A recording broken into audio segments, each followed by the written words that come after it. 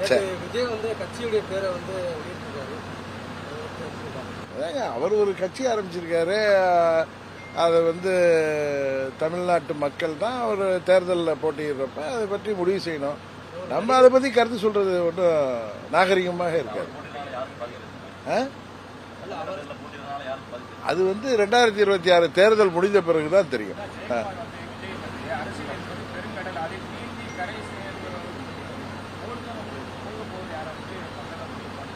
என்னது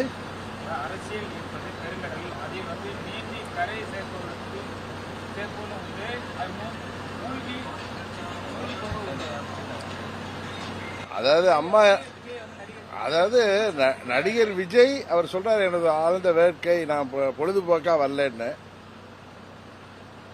அது வந்து நம்மலாம் ஒரு நம்ம துறைக்கு, அரசியல் துறைக்கு, சினிமா துறையிலேருந்து அவர் வர்றதை எல்லாம் வரவேற்கிறோம். அதற்கப்புறம் ஒரு வெற்றி தோல்விங்கிறது அது மக்கள் முடிவு செய்வாங்க. அது ஜெயக்குமார் முடிவு செய்யற விஷயம் இல்லை. அதுதான் உண்மை. செய்திகளை உடனுக்குடனும் துல்லியமாகவும் தெரிந்து கொள்ள சப்ஸ்கிரைப் பண்ணுங்க.